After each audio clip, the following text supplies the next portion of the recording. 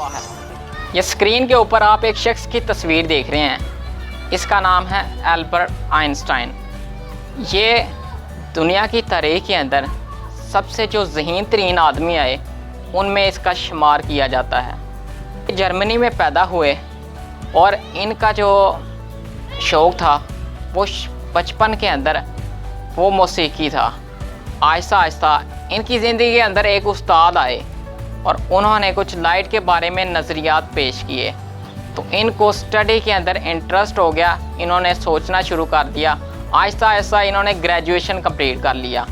उसके बाद टीचिंग में के लिए अप्लाई किया और मुनासिब जॉब ना मिली तो फिर ये क्लर्क भर्ती हो गए, जिसकी वजह से क्या हुआ कि क्लर्क भर्ती जब हुए तो वहाँ टाइम सोचने के लिए ज़्यादा मिलता है, तो इन्होंने बैठ के सोचना शुरू कर दिया लाइट के ऊपर, नज़रियात के ऊपर। हमारे यहाँ अगर क्लर्क को टाइम मिलता है तो वो अपना टाइम सोने में गुजार देता था, लेकिन एल्बर्ट आइंस्टाइन ने ये टाइम सोचने में गुजारा।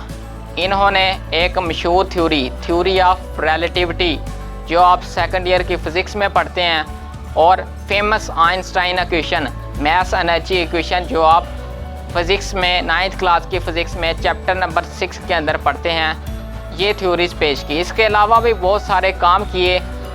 तो इनका जो IQ लेवल था वो 162 था। IQ लेवल इंटेलिजेंस क्वोशेंट कहते हैं।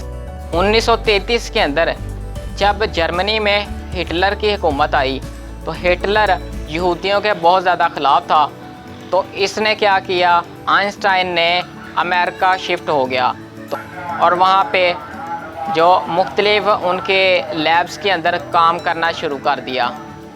आहिस्ता आहिस्ता जब जंग अज़ीम दोम का वक़्त आया, जंग अज़ीम दोम का आपको पता है कि उस वक़्त अमेरिका, बरतानिया और इसके इत्तेहादी एक साइड पे थे, दूसरी साइड के ऊपर जापान और इटली थे। तो तब इन्होंने काम शुरू कर दिया लैब के अंदर, और अमेरिका के एक सदर थे उस वक़्त के, उसको आइंस्टाइन ने ख़त लिखा कि हमें ख़तरा है कि जर्मनी एटम बम की तैयारी कर रहा है, तो हमें भी एटम बम तैयारी करने की इजाज़त दी जाए। तो उस वक़्त के जो सदर थे उन्होंने एटम बम की इजाज़त दे दी। तो बाद में पता चला ये ख़बर झूठ थी कि एटम बम की कोई तैयारी नहीं हो रही। तो उस वक़्त फिर आइंस्टाइन ने ख़त लिखा प्रेसिडेंट ऑफ अमेरिका को, जो उस वक़्त चेंज हो चुके थे। तो उन्होंने क्या किया, उस पर अमल नहीं किया और एटम बम की तैयारी का काम शुरू कर दिया, जिसके नतीजा में 1945 में एटम बम बन गया। और फिर जो पहला एटम बम गिराया वो 6 अगस्त 1945 में हिरोशिमा के ऊपर। उसके 3 दिन बाद 9 अगस्त 1945 में नागासाकी के ऊपर। ये 2 जापान के शहर थे, इनके ऊपर जब एटम बम गिराया गया तो तहस महस हो गया, सब कुछ जल गया। आज भी इनकी जो फसलें हैं यहाँ पे वो काश्त नहीं की जाती। इसराइल ने आइंस्टाइन को पेशकश की कि सदर बन जाएं, तो ये पेशकश आइंस्टाइन ने ठुकरा दी। आइंस्टाइन ने कहा कि ये मेरे मिजाज में नहीं है और ये मेरा काम नहीं है।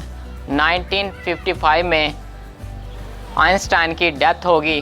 डेथ होने के बाद जो दिमाग की खोपड़ी है उसमें से दिमाग निकाल लिया गया और साइंसदानों ने कहा कि इसके ऊपर रिसर्च की जाए ताकि पता चले कि इसके दिमाग के अंदर कौन सी ऐसी चीज़ें थी जो दूसरों में नहीं।